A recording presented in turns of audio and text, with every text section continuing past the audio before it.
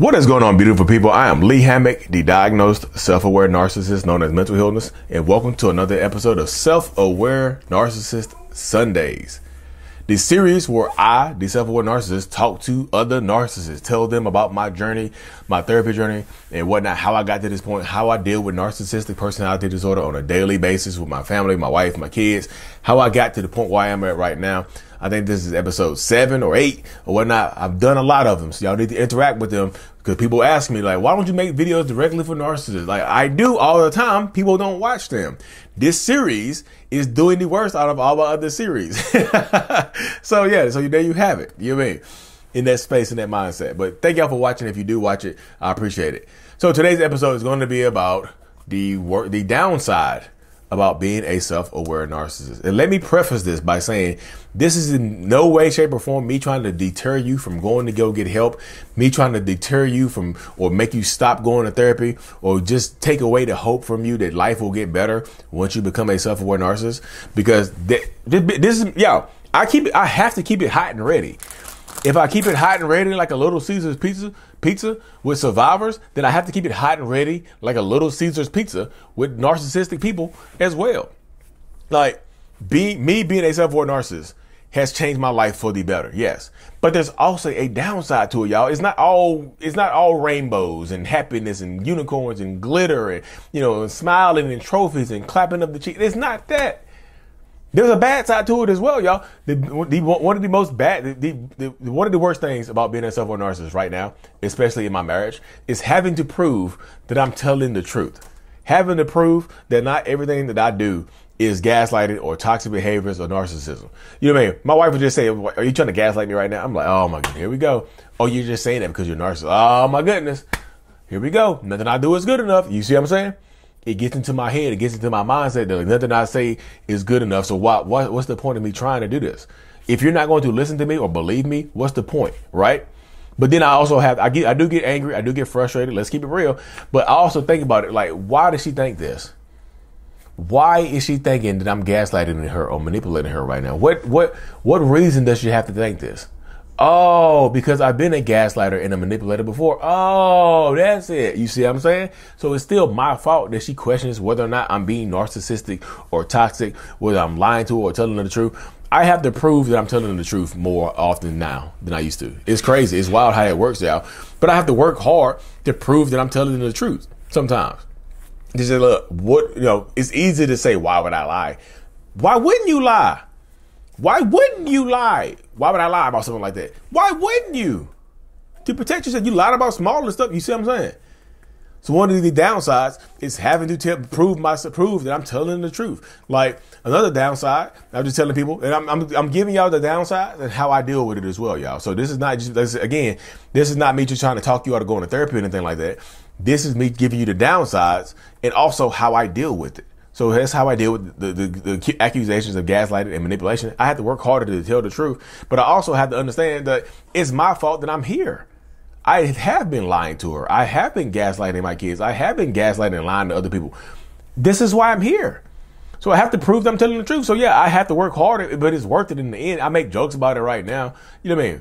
But I also have to tell my wife, like, just because I'm a narcissist doesn't mean I'm always wrong. Just because I have narcissistic personality disorder, clinically diagnosed, does not mean that I'm wrong all the time. I can be right too. I can be look, both things can be true. I can be right and I can be a narcissist and I can be right. And that blows people's mind when I say that right there. I can be, just because I'm a narcissist does not mean I'm always wrong. And so we have to talk. Like I said, there's just trust there. There's trust there. So if you're listening to this, trying to figure out how to stay with your narcissistic person, if you don't trust them, then it won't work. And they have to give you reasons to trust them. You see what I'm saying? They have to be consistent with getting you to trust them. Because if you're a survivor or a victim, and you're dealing with a narcissistic person, if you don't trust them, it won't work. But this is not me telling you to go back and trust them blindly. Hell no. They got to prove their shit. No, they don't get to just come back into your life willing. No, they got to prove it. Make it work hard. You see what I'm saying? That's what I'm just telling y'all. It's just like, no, hell no. If you don't trust them, it won't work. And I'm not telling you to try to rebuild your trust. But I'm just saying sometimes there's a spectrum of narcissism and there's a spectrum of what stage people are in their relationships. You mean, I understand that everybody's situation is going to be different, y'all. Everybody's situation is going to be different. So another thing that is super frustrating, a downside about being a narcissist, is the fact that people know that I'm a narcissist. It's just like people look at you like you're a pariah, like I'm a damn leper. I'm like, what? Yeah, I have a personality disorder. I'm not. It's not contagious. I'm not the damn Walking Dead. I'm a Walking Dead narcissist. Like, I'm trying to bite necks and eat flesh. I know what y'all are gonna say. Y'all was like, well, Lee, that's how it feels. No, but that's not what I'm here to do.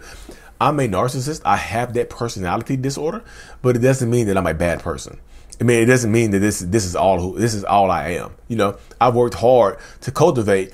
Yeah, I am a narcissist, but I'm also Damon Lee Hammock. You see what I'm saying?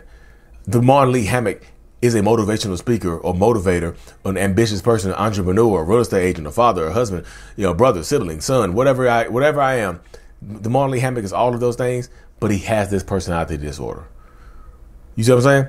But I have to. It's hard work. People knowing that I'm a narcissist. Most people are just intrigued and cool with it. But some people, it turns them off because maybe they had a toxic narcissistic ex that I look like, that I talk like, that I act like, that sets them out, that triggers them, which is understandable. Again, I know if that affects me, that gets on my nerves when people don't like me because I'm a narcissist. But also I have to try to understand that there's a reason. Yeah, I didn't hurt this person, but I could very well be reminding them of somebody that did. You know what I mean? I could very well be reminding them of the person that did hurt them. So I have to, you have to show some cognitive, you don't have to show some emotional, affective empathy there, but you at least have to show some cognitive empathy. Damn. Understand that somebody else might have hurt them. It might not have been you, but somebody else might have hurt them. It might have been you. But people also understand that, y'all, everybody, another kind of downside is that people don't have to forgive you. People are not obligated to forgive you. Who cares if you come out? Who cares if you come out as a narcissist? Who cares if you go to therapy? Who cares if you get diagnosed? People are not obligated to forgive you and get over what you've done to them. People are not obligated to give you a second chance. If you are real, trying to work on yourself, trying to be a self-aware narcissist, trying to be a diagnosed narcissist, you don't have to post videos about it. But if you're trying to make your life, your relationship better, your life's better, you got to understand that everybody does not have to forgive you, y'all. People absolutely don't have to forgive you for what you've done to them. They don't. Their relationship might be over. Who cares if you get diagnosed? Who cares if you're working on yourself? You might have done too much damage for that person to forgive you. And I'm not saying that it's okay, but I'm just saying you have to be ready to move on. This is your journey now. I tell people, when I'm talking to survivors, I tell them to take the relationship off the table. If you are genuinely trying to change and work on yourself, you can't go work on yourself for somebody else. It has to be from you. It has to be for you. It has to be about you. You have to be selfish with your healing. You see what I'm saying? It can't just be about them. It has to be about you. You have to go to therapy for you. So if they don't come back, you still go to therapy. You still working on yourself because you're going there for you. I know I just talked super fast right there. But this is how it goes, y'all. You have to want to do it for you. Another downside, y'all, of being a self-aware narcissist. Again, y'all, I'm giving y'all the downsides and how I work through them. Another downside of being a self-aware narcissist is people are going to use the past against you. People might not ever get over what you've done to them. Like I said earlier, they don't have to forgive you. But if they do forgive you and get back into a relationship with you, they might still bring it up. Just like you have probably used their past and their traumas against them, they're probably going to use it against you. My, oh my, how the tables have turned, right? They're doing the same thing to you that you did to them. Surprise, surprise, surprise. You hurt your feelings, don't it? It stings, don't it? It should. Let it sting. Let it hurt. Yeah, let it sting, let it hurt. But also, you have to validate them. The crazy thing about it is, in this moment, when my wife brings up something I did in the past, I have to validate her. And that's super frustrating. Dad, my kids bring up something that I did to them in the past, I have to validate them. My friends, I got to validate them. My mama, my brother, I got to validate them. But hey, look, I completely understand that I did that to you. And that sucks. It really does suck. The only thing, I can apologize 1,000 million times, but the only thing I can do right now is to keep working on myself and move forward. And I understand, like, hey, when you are ready to not talk about that no more, I'm here with you.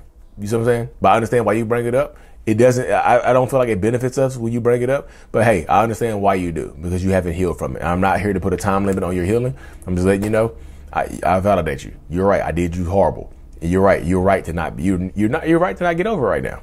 You know, that's a work in progress. Sooner or later, hopefully if we stay together long enough, we can get to that point of forgiveness and moving past that. But again, y'all, if you're the narcissist in this situation, they might not forgive you. They might not forgive you. Now it's 11 a.m. to 1 p.m. This is how it goes, though, y'all. But I got people texting me and calling me, all that kind of stuff, y'all. But yeah, the self-aware narcissist journey is not always a journey of prestige and honor and TikTok views and YouTube channel. It doesn't always work out that way for everybody. Sometimes the self-aware narcissist journey is a journey of pain and self-discovery, a journey of that you have to start validating other people who have been trying to validate you for years. The shoe is on the other foot now. You know, the shoe's on the other foot. And again, y'all, go to damn therapy. If you're honest with your work, you honestly want to put the work in, this is the type of stuff you're going to have to deal with. That's why I made this video, to let you know that it's not always going to be cupcakes and rainbows and happiness and freedom and people celebrating you being self-aware and working. No, it's not always going to be that way.